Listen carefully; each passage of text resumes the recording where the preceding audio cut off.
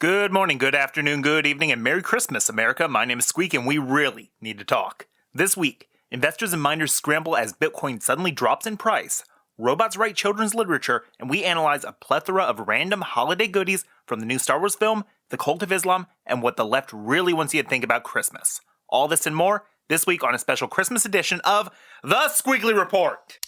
We, the American people, are at war. How many rich, cigar-chomping megalomaniac health insurance CEOs doubling their profits? How many people have to die before we're willing to admit that we have a problem here? My name is Squeak Attack. Get used to me. I'll try not to flip my lid too much.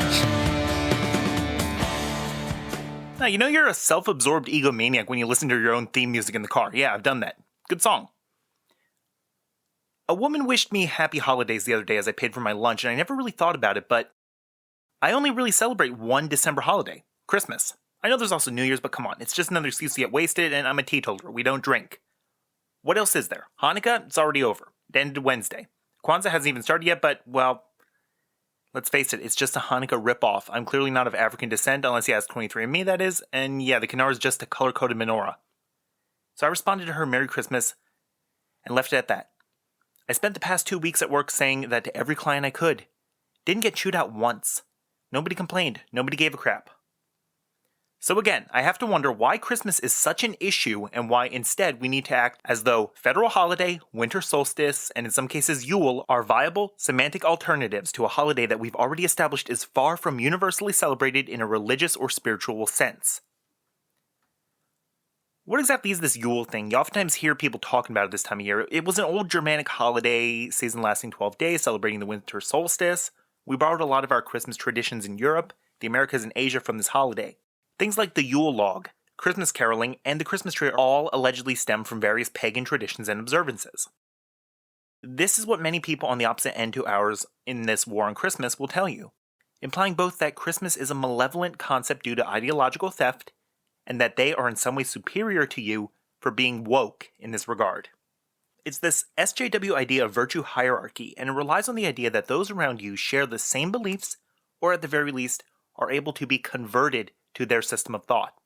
It's what college professors do, preaching to choirs of easily impressionable, emotionally unstable post-teens who will believe anything you tell them if it sounds sensational and like an absurdity rooted in half fact. We've also got people who believe, despite medical professionals saying otherwise, that children believing in Santa Claus leads to mental and emotional instability. It's completely insane BS, and the only people who would go out of their way and do something so absurd have way too much time on their hands. And their priorities are seriously out of line.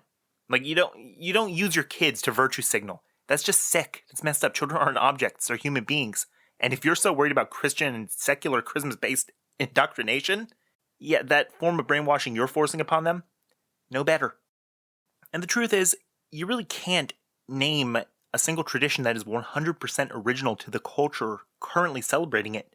Cultures are born and die regularly. They interact and share traditions and ideas. They evolve. This is why Christmas is celebrated to this day in Japan. See, for the longest time, fewer than 1 in 100 people in Japan had any Christian history or interaction with the faith. However, ever since the advent of global media, anime, and multicultural gaming, the idea of Christmas came to people's minds. Messages from a lot of Western media about giving, being together, and yes, even token imagery like the Coca-Cola colored Santa Claus have been integrated into contemporary iconography in that country. Even reindeer are starting to pop up in weird places, and while Christmas trees have been popularized, so have tons of new and original traditions. Christmas Eve is now a romantic holiday. Friends, family, and lovers gift Christmas-themed cakes and pastries, and for whatever reason, people eat KFC on Christmas Eve. Okay, some traditions are a bit more virtuous than others, and some actually have a history, some are just things that have just sort of popped up as a result of commercialism, but you get the idea. I have a simple message that I want to reiterate once again. Celebrate this wonderful holiday the way you want. Do what makes you feel good, and what makes your family happy. Just don't virtue signal or be that guy who has to show up at the party and open 2 out of 3 sentences with, "Did you know?" Because nobody's impressed. Nobody's interested. Nobody likes a know-it-all who reads BuzzFeed on a daily basis. Don't be that guy. Don't be the guy who gets angry at people for saying Merry Christmas. Don't be the guy who complains about Christian Christmas themes not being allocated solely to closed-door settings. Take this one family in Adams County, Pennsylvania, who put up a sign on their front lawn nativity scene with the name Jesus emblazoned on it. Well, an SJW neighbor called that offensive and contacted their HOA to muscle the poor family around. And that this wasn't... There exists, however, no evidence that said neighbor actually exists, would hide behind anonymity instead of saying something to his neighbor's faces like a man, or woman, or mature child. Know what, though? I think the neighbor was just jealous because he or she or it, given no red-blooded human being could ever be so petty, doesn't have anything to be joyous about this holiday season. You poor, poor son of a whore. For the rest of us, this is a season of giving. The Salvation Army sends people to all kinds of stores, though not Target, interestingly, because Target wants people to spend their money inside the store, not on charity. Yeah, don't buy this BS, it's a load of crap. In a different shade of red, though, not communist red like Target's, but rather a warm cinnamon red, you'll see the Salvation Army's famous buckets and bell ringers. One such ringer, Reverend Jamie Wolf, got punched in the face by a patron for wishing him Merry Christmas, leaving Wolf to believe his life was actually in danger. That's how badly he was attacked. All just for saying Merry Christmas. Remember what I said last week about how you're not allowed to do or say certain things? Remember how I said the left uses physical force to enforce their backwards mob-like beliefs? It's shameful. It's absolutely shameful. Speaking of shameful, I had some interesting thoughts this past week about a certain alleged religion of peace, and I was led to an interesting question. Is Islam a cult of over 1 billion pedophiles? No, seriously, I mean, think about it. Their prophet was, indeed, a pedophile who held 9-year-old girls as sex slaves. Even the Quran admits this. Islam permits the abuse of women and children, and in parts of the world, certain sects require women over a certain age, the age usually being somewhere between 8 and 12, to cover their hair, faces, or even entire bodies to hide them away from society. Some say it's because they would be too attractive for their society's animalized menfolk to resist sexually. So we know for a fact that they are, in fact, horny beasts, not human beings, and sexual compulsion knows no bounds, now does it? If you blow up a plane or a government building in a country of infidels, you are rewarded in the afterlife with 72 virgins. And tell me, everyone, what demographic, what age group has the highest percentage chance of virginity? That's right, little girls. Its followers, cultists, if you will, sometimes resort to scare tactics and extreme violence to keep word from getting out about their own misdeeds, the same way a gym teacher might when he was caught with his pants down, not dissimilar neither to the way sexually depraved Catholic priests and Jewish rabbis would do it. Just a thought I was musing over in the shower, the place where 75% of good ideas are formed, with the other 25% being on the toilet, of course. But you get the idea. It just seems weird that you have a religion that worships a pedophile, that normalizes this kind of behavior. And we know that the left, who love Muslims, by the way, are all about sexual freedom, to the point where bestiality and, yes, again, pedophilia are being normalized in certain sectors because of the radical left.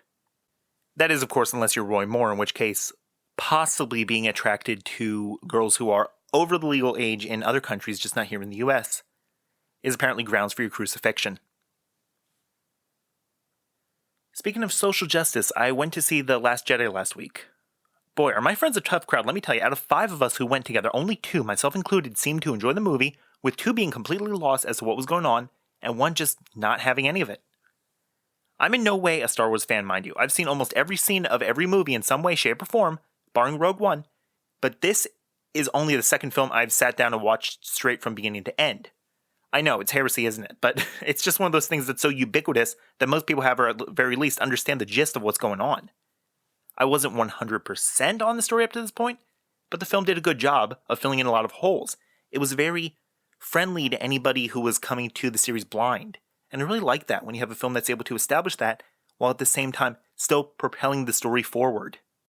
Yet I have a few questions about the film's casting choices and writing. I'm going to try to remain completely spoiler-free, but the introduction of certain characters will, of course, take precedence over that. You have our protagonist, Rey. Feminine tokenism through and through. Most of her character is just that, female. Considering this is the same franchise that brought us women like Princess Leia and Captain Phasma, 2 very well-written female roles, Rey, on the other hand, gave a significantly more lukewarm performance this time around, basically coming across as Katniss Everdeen meets Korra, and that's about it, given she didn't have Finn to bounce off as much this time. It is, of course, a stark contrast to Finn, played by John Boyega, though, as he basically, badasses everything. but not in an unbelievable way. He's a very human, down-to-earth, normal person. I know I probably sound like a film snob right now, but wasn't there any way to write Rey to make her more interesting? And then how put off she is by seeing Kylo Ren without a shirt. That's right, a toned and nubile, especially masculine body. No, that's not beautiful. The only things that are beautiful are Rey's meat hook man hands, Rose's pudgy yandere love handles, and Holdo's purple hair. And don't even get me started on how they shoehorned in a ham-fisted, full-figured Asian woman who should have been out of breath halfway through the casino scene. But my biggest concern? Just how little emphasis was placed on the strength of the masculine characters, while women seem to make up an unrealistically large percentage of the Resistance's armed forces, particularly since The Force Awakens, despite only 15% of active duty soldiers in the US, for example, being women. Now listen, I'm not saying that this is all that big a deal.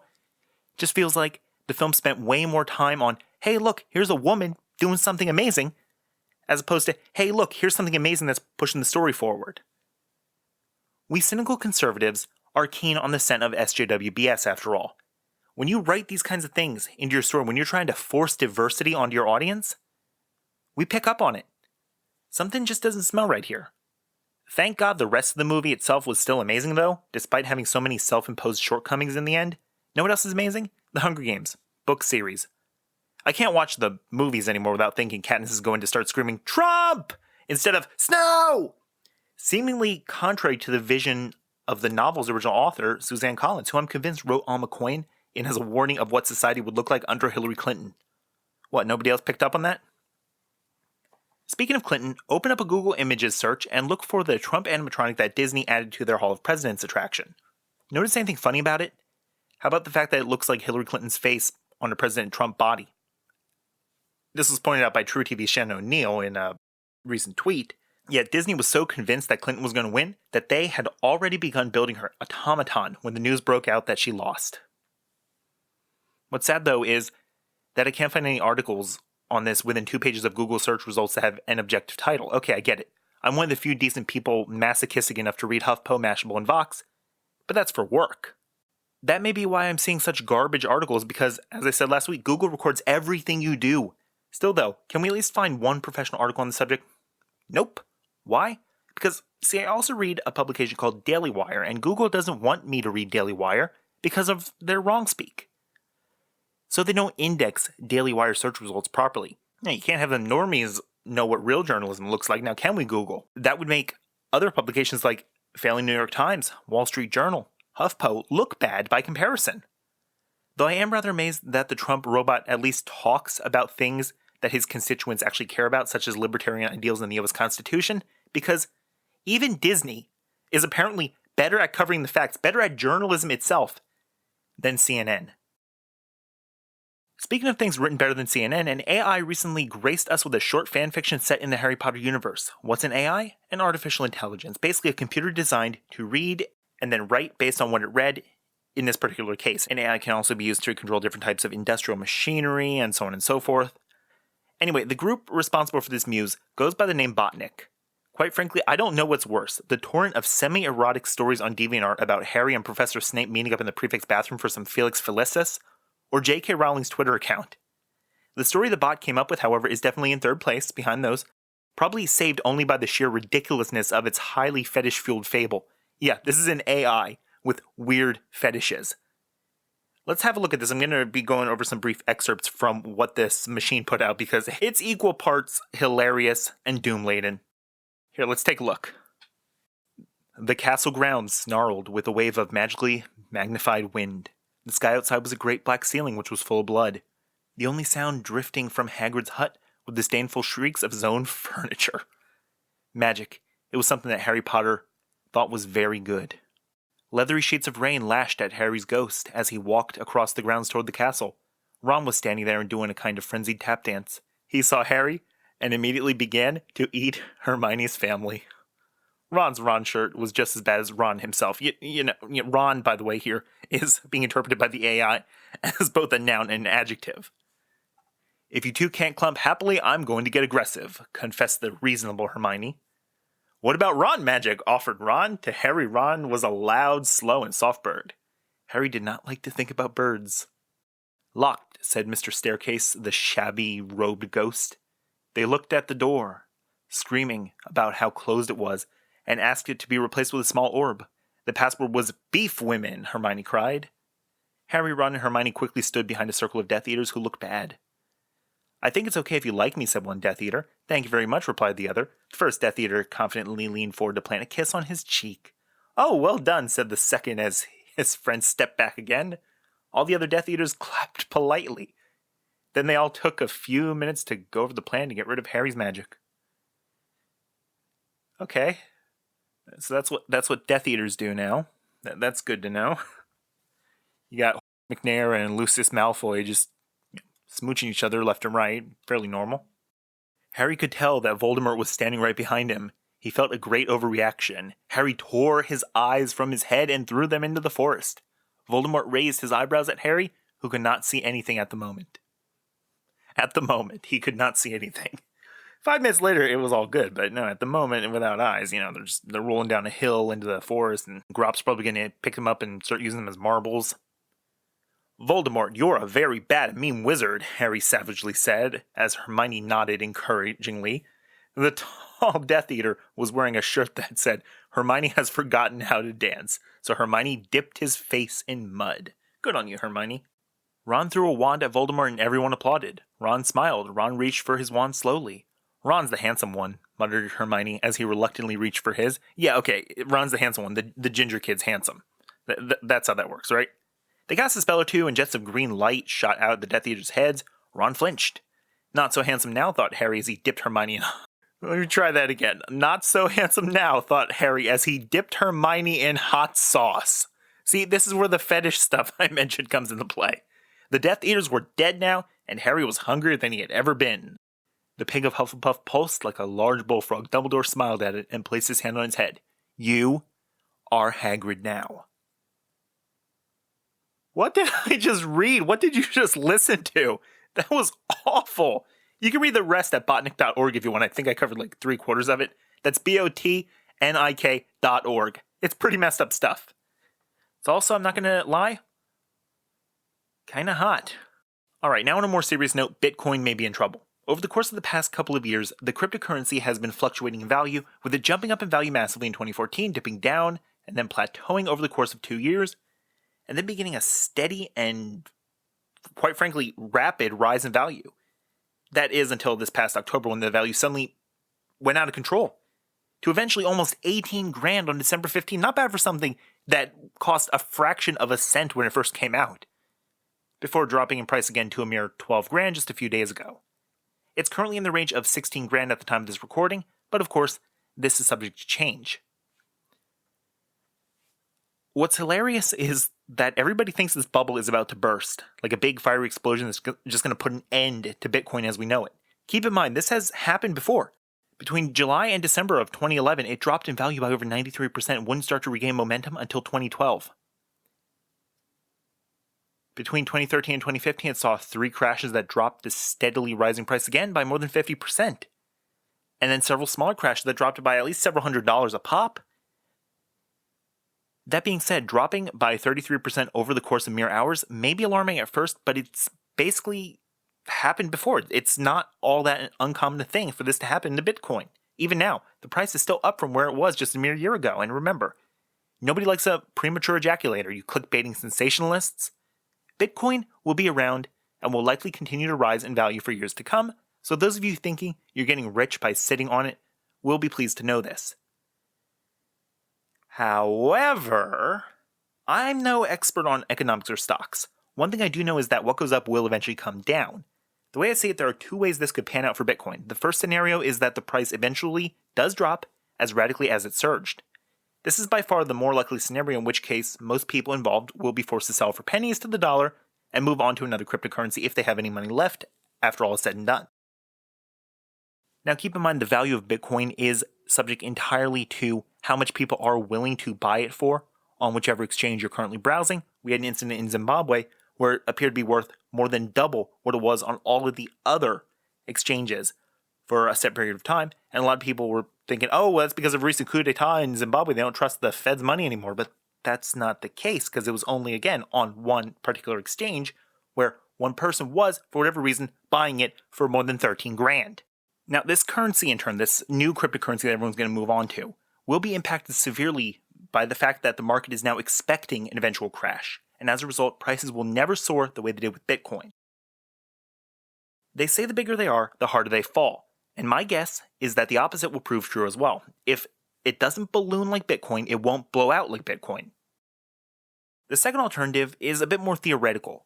It revolves around the idea that the price will just continue to increase out of control to the point of the currency becoming effectively useless to the masses, and much like modern art, only serve as a vessel for the extremely rich to exercise their excess.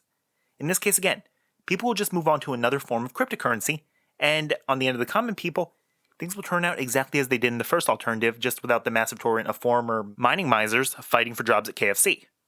In all likelihood, this second alternative will be nothing more than mere speculation. According to Forbes' Adam Ozimek, Bitcoin is now wearing its flaws on its sleeve. People are buying Bitcoin on the assumption that it's going to continue to go up in value, and more than 2/3 of new buyers are doing so right now only because they plan to flip it in the future. Hang on to it until it seems like it's dropping in value again, and then sell, sell, sell. He said people will probably jump ship as soon as the price shows signs of dropping, and 1 week later, that's looking like the case. One principle of economics is that the faster the value of a currency or commodity rises, the more dangerous it becomes. Once again, the bigger they are, the harder they fall. He then goes off on a tangential rant about people thinking that Bitcoin will replace normal government-issued currency in the near future, something I seriously doubt anyone who isn't drunk on cookie-cutter skeptic Kool-Aid believes to actually be the case. See, Bitcoin has a maximum current value of 300 million individual Bitcoins, and the US Federal Reserve alone is almost 4 trillion, more than 13,000 times that amount. And that's just the US alone. I understand that a Bitcoin is not actually worth $1. That's not the equivalency. But you're going to need to create a system where you have at least that many trillion units of currency available. Otherwise, people aren't going to have any way to actually use it. They're not going to be able to spend it like we spend cash currently. However, some insights he provided, something that's absolutely damning if you ask me, is that due to the rapid increase in currency value, it devalues any goods or services it would be used to purchase, because in his own example, a car that once costed just 1 Bitcoin would be worth a fraction of that next year. Yeah, but don't cars lose their value the moment you drive them off the lot? True, but not in his exemplar 80%. In other words, people are buying Bitcoin for profit, not usage, and that's where the issue lies.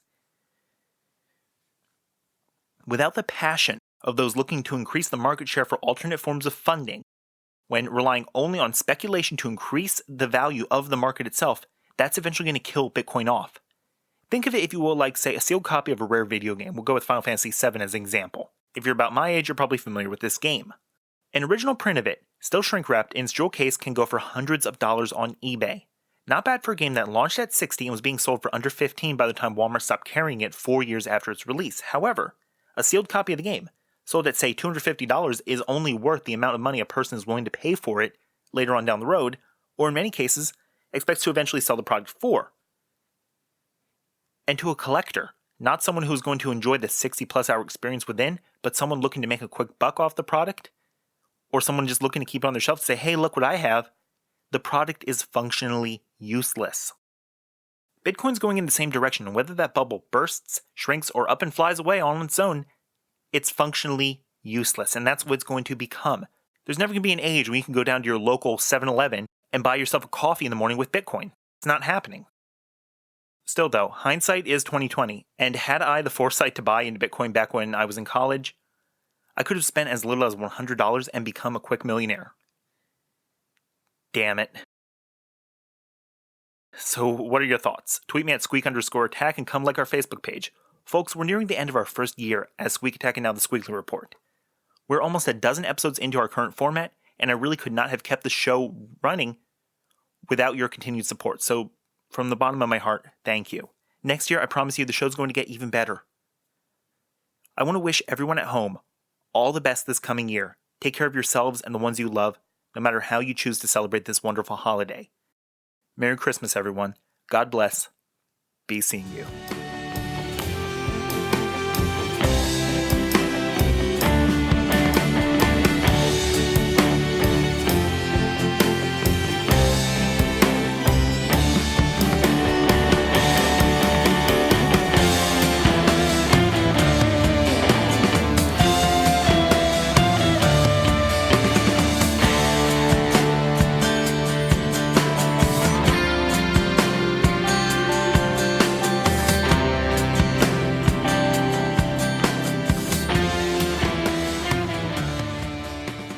Like what you heard, hate what you heard, want to see me dead? Follow me on Twitter at Squeak_Attack and join our Squeak Attack feed Facebook group and fan page. Rate, review, and subscribe on iTunes, leave a comment on the blog, and as always, have a good day.